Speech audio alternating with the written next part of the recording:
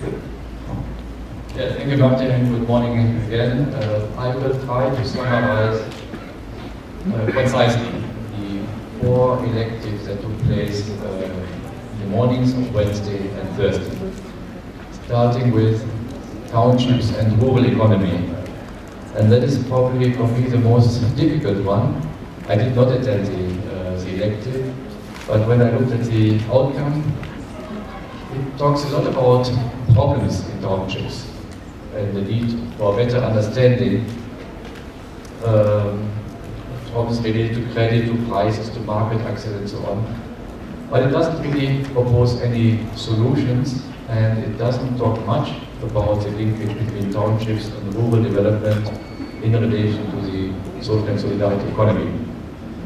I saw here that some colleagues wrote clarified problems to a large degree that has been achieved by the group, but solutions did not come through enough.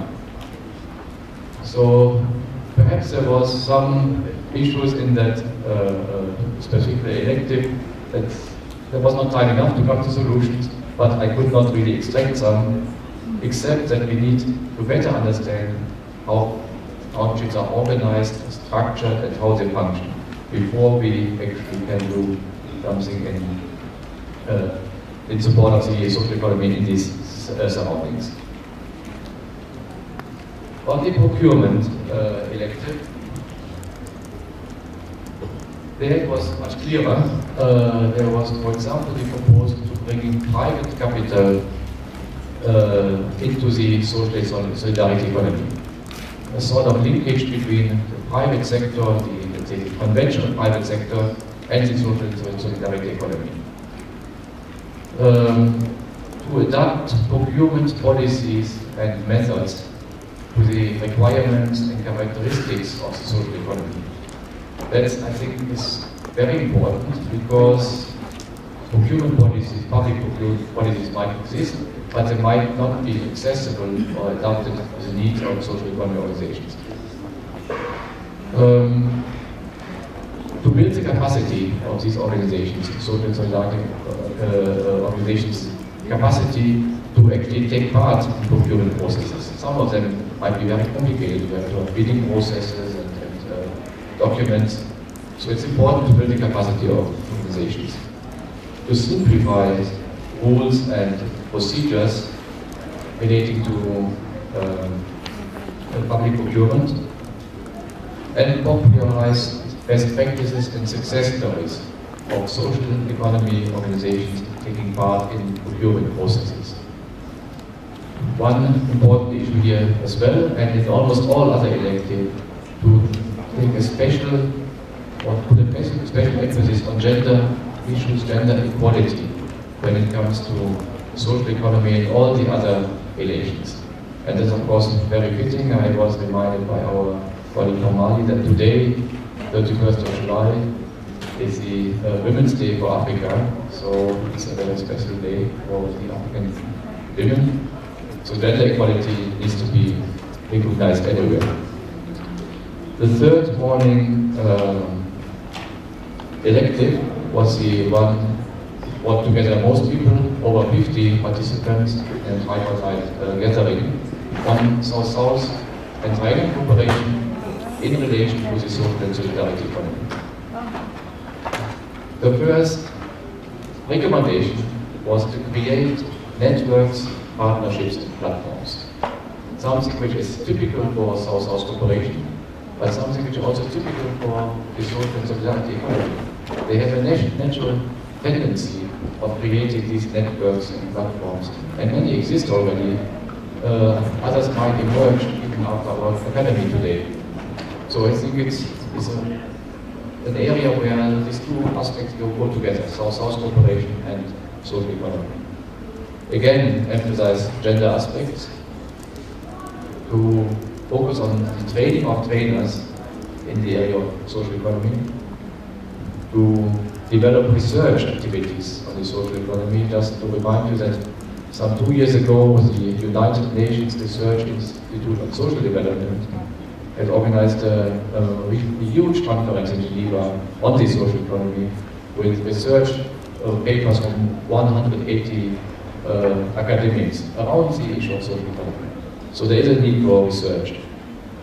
To create an SSDC fund for the social economy, to organize study tours, and again, to cooperate with the private sector. On the informal economy, the group agreed that the social economy can act as a bridge between formal and informal, that it can reduce decent work deficits, that it can play a role in implementing the new recommendation 204 on transition from formal to informal, and can also provide a platform for cooperation between trade unions and cooperatives. In terms of recommendation, there needs to be a political will to mobilize the social economy in support of formalizing the informal economy.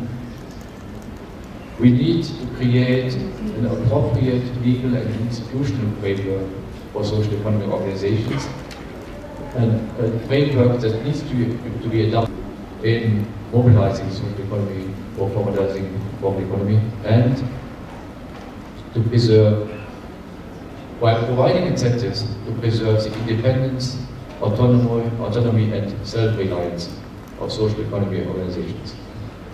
This Martin was, in brief, the first 4 electives.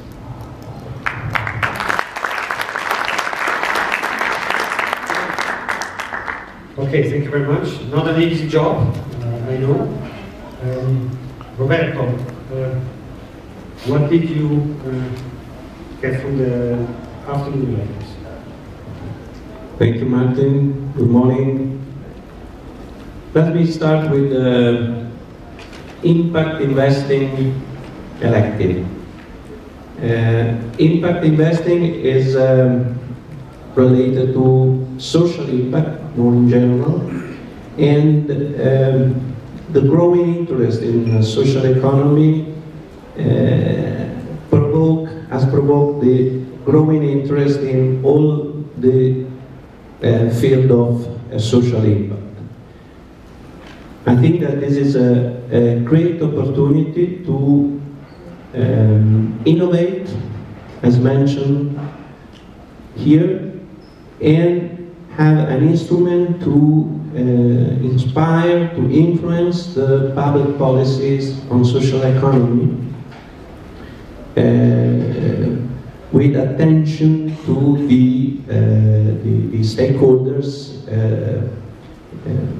and the impact. I have tried to divide the recommendations we have here in 3 categories related to 3 different areas of possible initiatives of work.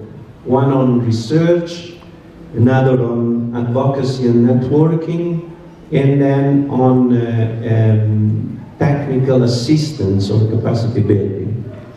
There are many recommendations here. I think that they are all very interesting. I'm going to mention some of them. With relation to the role of government, organized business and trade unions, let me mention, for instance, this recommendation with regard to the research as possible working area. Is about identify informal groups, sensitize them, structure and register. Yes, this is something that is related to a possible research, a possible mapping of the existing informal group, and also related to an activity of capacity building through sensitization action. Then we have, for instance, another with regard to research, which is to create a database on the informal sector. So here we have the need to have strong database and evidence base in order to influence the public policy again. With regard to advocacy and networking, there is a recommendation with regard the Lusophone countries in order to promote a major articulation among the different organizations in social and solidarity economy.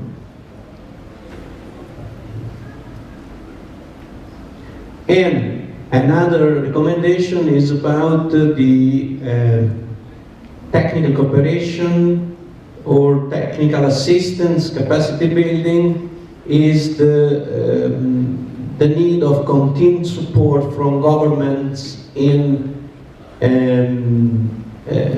design of legislation, public policy, and capacity building.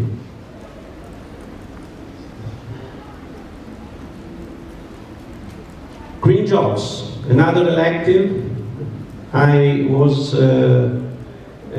in this elective participating, was very, very interesting. And yeah, we have here, I don't know, recommendations which are more philosophical, not possible to include this in the categories, no? Like small is beautiful. Interesting. In terms of research, there is, for instance, the recommendation about to find ways of promotional green economy to policymakers.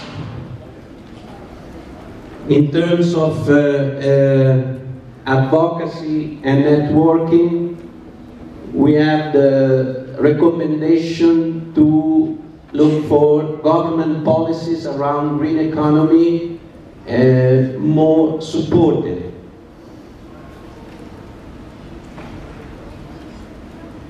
And then, in terms of capacity building, an interesting recommendation is green jobs should start with the way I act in my house.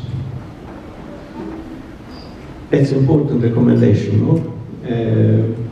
We had an exercise on this with interesting results among the participants in the elective. And another recommendation here is about gender. Gender considerations are vital for green jobs.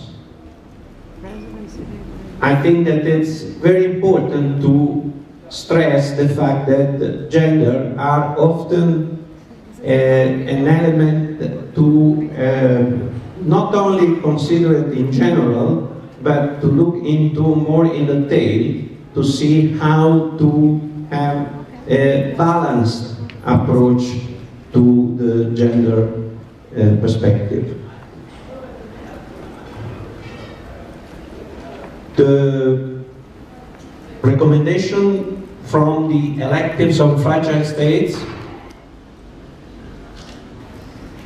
Thank you for doing easier my job. It's very clear and it's in order to my different categories.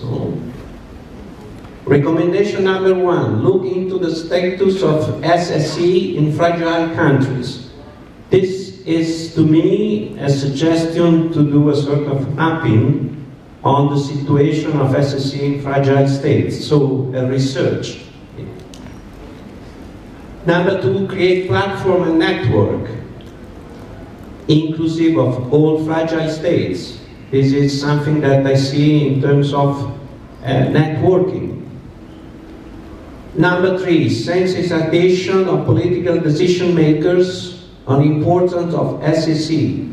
This is something that we can say we are doing through the academies, in certain extent, inviting with the participants who are acting at governmental level. And then other recommendation linked to the capacity building and technical assistance, training on SSE in fragile states and G7 plus countries. And then, lastly, develop pilot project on SSE for fragile states and G7 countries supported by African Union and development partners.